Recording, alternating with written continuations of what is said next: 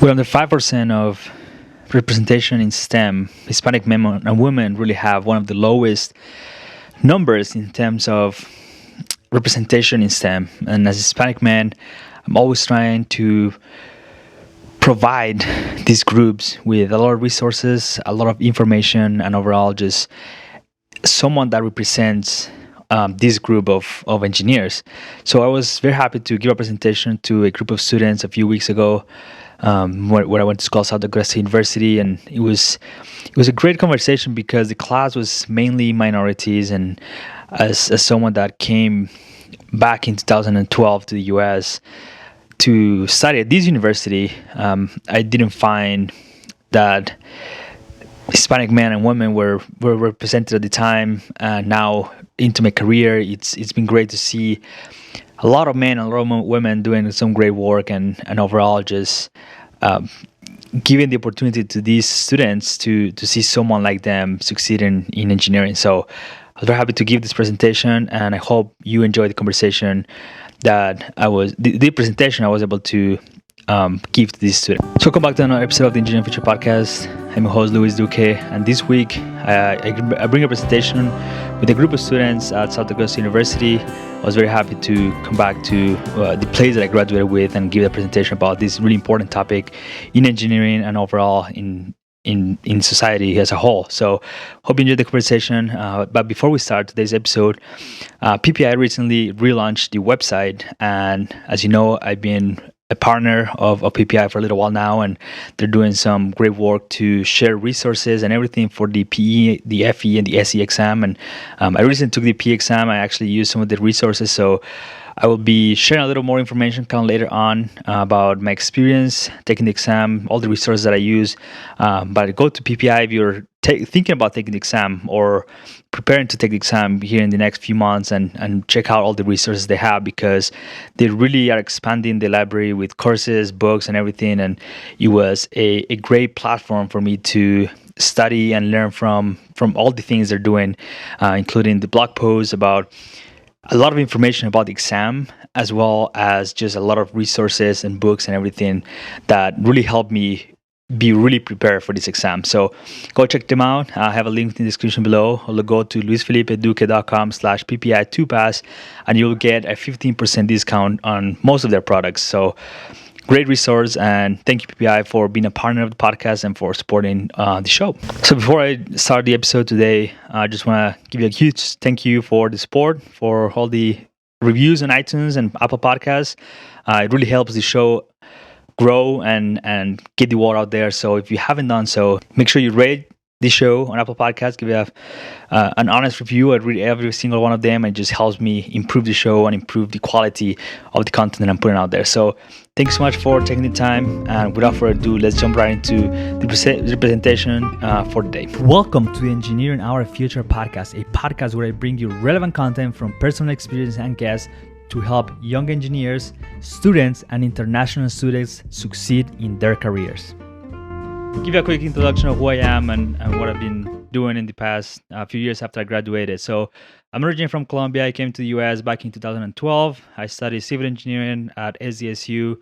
I graduated in 2016, and then I did my master's in structural engineering at SDSU as well.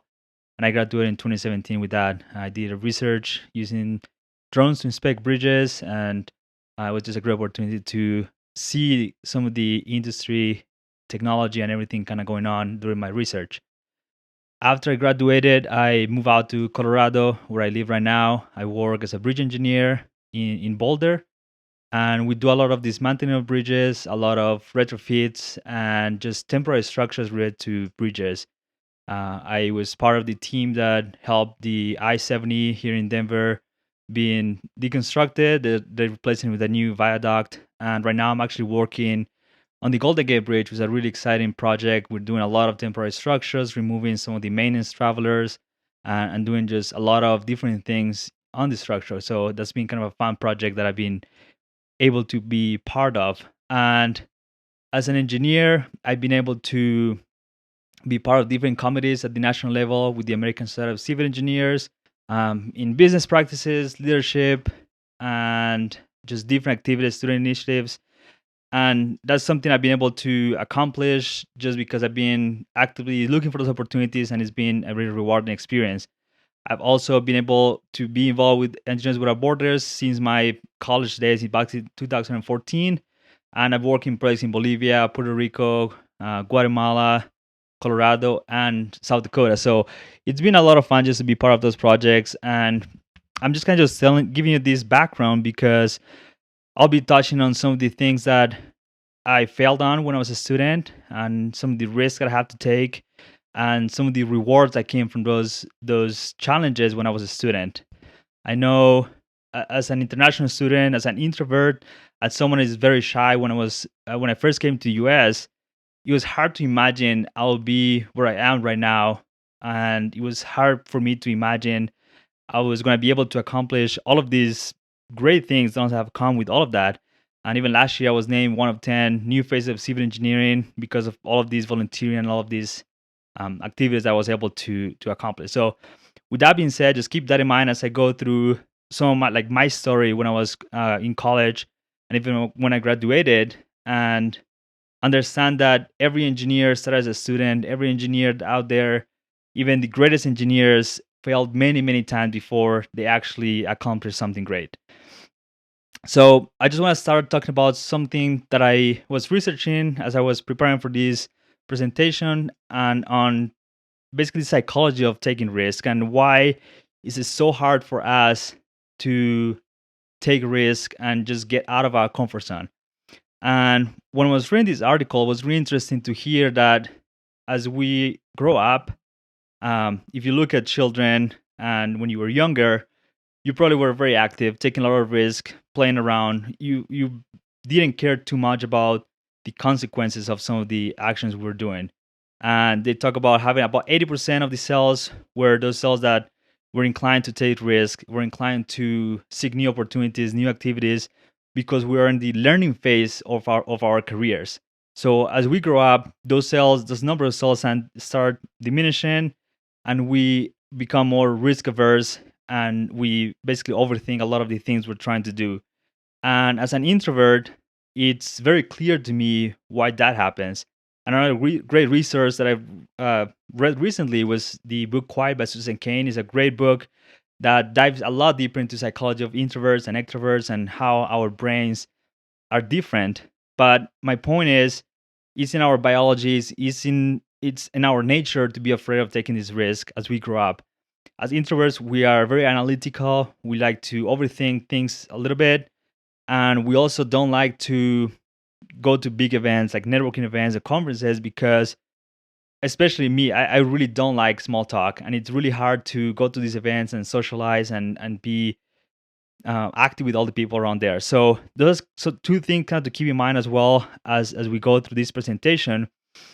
And the good part with being an introvert is that for engineers it's especially good because you need to be very detail oriented. You need to understand the concepts and look at every detail and everything that you are analyzing or designing or something, and that's a really great skill to have as an introvert.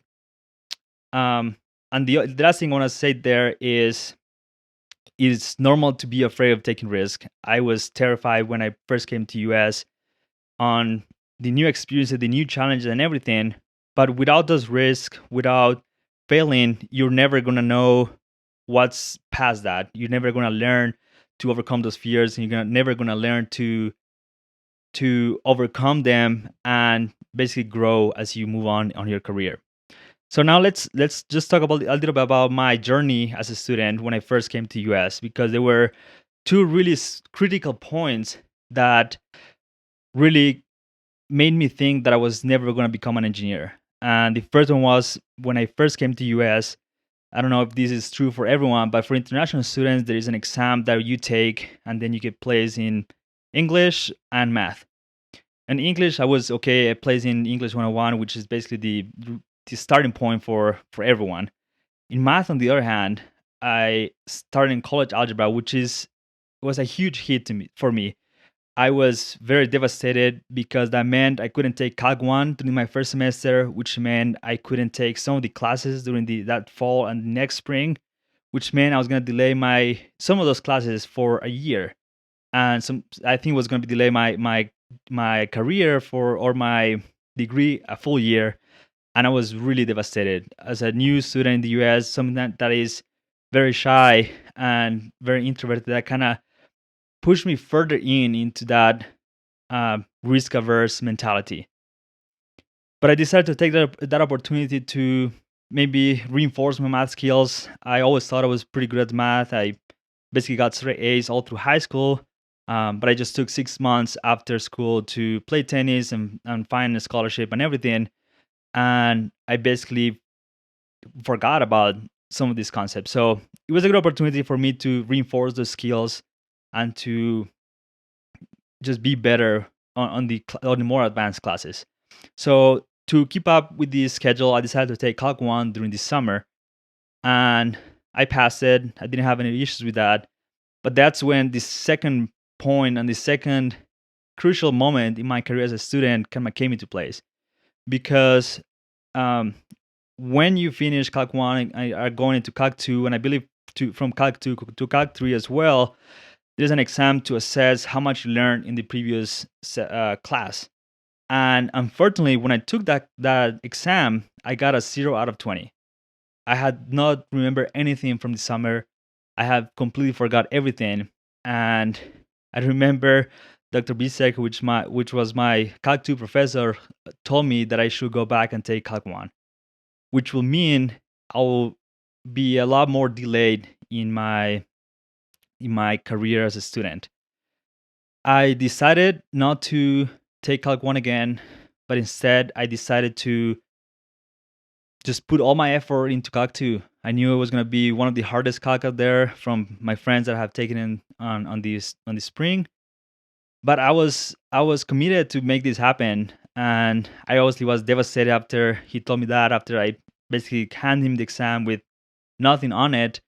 And I honestly just cried my way to the apartment because I was just devastated and I didn't know what was going to come from this. I devoted a lot of time into that. I studied probably more than I should have, and I ended up getting 100% on the first exam. He looked at me and gave me the exam, and he says, "You got the highest grade on the exam. Congratulations." He knew how much I was struggling, and he knew probably how hard I've studied to pass that exam. I ended up getting some exams like 105% with bonuses and everything, and I actually got a 97% or something overall in the class, which was a pretty high grade considering how hard the class was. And that's when kind of things started to click for me and understand that there's going to be a lot of roadblocks on the career. There's going to be a lot of challenges that we need to face when we're coming up as students, as new engineers, as everything. But if we don't learn to take those opportunities and maybe take a little risk when we see those challenges, there's not going to be a room for improvement, and there's not going to be room for just becoming better. And again, like I said, I was very introverted, and it was one of the reasons I decided to study engineering, because I thought as engineers, you just kind of sit on your desk, you do calculations all day, and then you just go home. And honestly, I was so wrong when I graduated and started to be part of these networking events, be part of conferences, be part of just different activities around engineering, when I realized that networking is probably one of the biggest things and most important things you can do in your career. And that these will come into place kind of later on when I touch on the following point.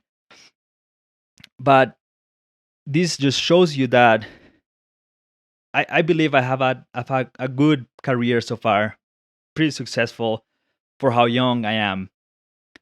But if I didn't start from being a student and failing all these exams and having all these roadblocks, I don't think I would have been where I am right now, because I wouldn't have those lessons and those experiences as a student and when I graduated as an engineer.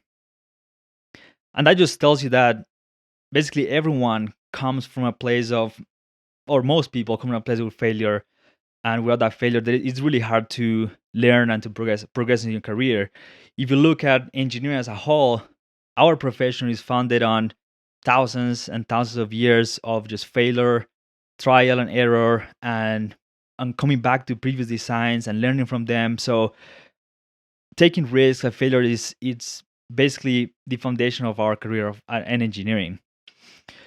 Now, why is it important for engineers to be diverse and representation engineering? And this is something I've been talking a lot about with other people, and in a lot of conferences it comes up, a lot of panel discussions it comes up.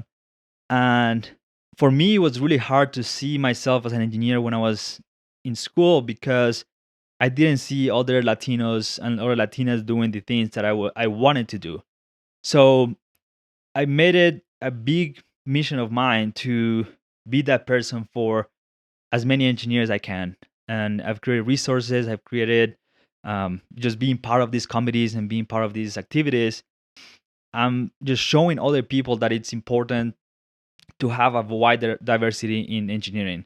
So just let me just tell you a few stats about the distribution of engineers in our profession. So if you like a white man, it's about 50%, white woman is about 18%, and then it goes down to Asian men and women 14.1 and 6.5, black men and black women 3.2 and 1.6, and then Hispanic men and Hispanic women 4.2 and 1.8. So I don't think those are surprising to anyone right here. And as engineers, it's important that we have a wide diversity of engineers working out there, and then having a greater number of minorities doing work and sharing experiences, because we all have a different perspective in all the things that we do in our career. So that's something I just wanted to throw out there, and that's something I've been very passionate about in the past few years, just trying to be that person for other Hispanics and other minorities out there that think they're the only ones going through tough times, the only ones that fail when they first come to the US, or the only ones that failed in school, and it's just very challenging. But the reality is, and I've seen this more as I kind of progress in my career, you're not going to be the first one to go through these experiences, and you're not going to be the last one going through these experiences. So always keep that in mind, that there is always a way to look at your challenges right now and make the best out of that opportunity to help you advance in your career. Now, the last thing I want to just talk about is the importance of basically sharing your experience, or like putting yourself out there, and networking, because those two things have completely changed my career. Like I said, I've been part of different committees, I'll be part of different panel presentations, conferences, and everything. And those kind of experiences have taught me really good skills that I wouldn't be able to learn in school or at work, such as communication skills and time management skills, and all these little soft skills that are really hard to learn when you need to focus a lot on the technical concepts. And something I decided to do when I graduated from school, and I wish I had done it before, is I started a blog, just writing my thoughts online, just sharing my experience with someone else, just sharing the good things that happened to me and the bad things that happened to me as my career progressed. I also decided to start a podcast actually last year, and has been one of the best experiences that I've had, because it has opened the doors to conversations that I didn't think could be possible. I've talked to CEOs of big companies, CEOs of amazing organizations that are doing amazing work all over the US. I've been able to talk to really amazing engineers that have just share incredible knowledge. And that's all because I am putting myself out there, sharing my experiences. And even though it's hard as an introvert to just put myself out there, because I'd rather just be at home, maybe reading a book or watching a movie, I've seen the importance of taking that little step of putting myself out there and sharing my experiences, talking with other engineers, be part of projects like the project with Engineers Without Borders, be part of committees with the ASCE and SCI, and just be active in the profession, because that's when a lot of the opportunities have come my way, and I've been able to grow as an engineer and just as a person overall. And so lastly, I want to just share one quick story that I thought was really applicable to what we've been talking about here on networking and just being and just understanding the importance of networking for our career.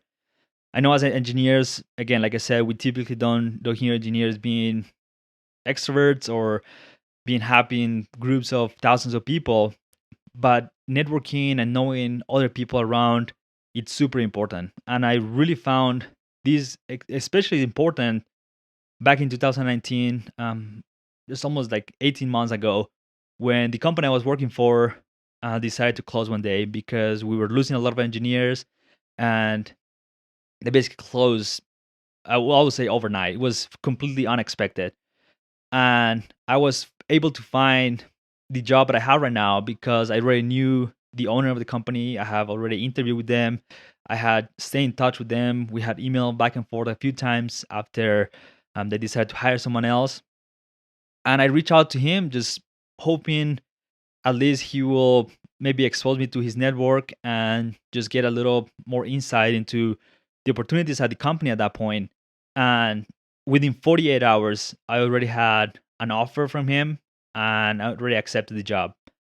And that would have not been possible if I didn't basically stay in touch with him, grow my network, and just be open to meeting new people, as well as no closing the door on jobs you don't get right now, because you never know what's going to happen down the road. And that's something that I try to share with everyone because it's really important. And I've seen this happen over and over again with either committees or people that I've worked with. Just stay in touch with them. Just growing that network is super important. So I just want to leave you today with three pieces of advice that I think are important. I think that something that I have learned during my career. So the first one is the best thing you can do for your career is network and put yourself out there. And this is something like it's changed the way I see engineering. Is the way it's changed the way I see the profession. Is helped me grow so much in terms of speaking, in terms of being a great employee, someone that is organized, that is responsible, someone that is creating a personal brand, if you'll say, just someone that is dedicated to the engineering profession, and it's someone that um, I'm someone that likes to learn about engineering and just talk with other people. Um, just remember that every engineer out there starts where you are right now. They all started from being a student. They all started from not knowing anything about engineering. They all started with your struggles, with your challenges. And with those challenges and learning how to overcome them, that's how they became the great engineers we see out there. And lastly, you are not the first one or the last one to go through these challenges. And there's going to be always someone that has either done this before or someone that is going to do it later in their career. So just remember to practice and just keep practicing. And if it seems hard right now, that is just part of the process of learning and understanding the concepts and understanding how you operate as a human. And if you get a chance, read that book by Susan Cain. Quiet is an amazing book about how introverts work as well as how we differentiate from extroverts. And I'm sure the majority of engineers and the majority of you are introverts, so it'll be a great book to read and just to learn more about how to not like trick your brain, but act accordingly to just use your strengths to get yourself out there. Like learning how you operate and learning some of these skills is just really important.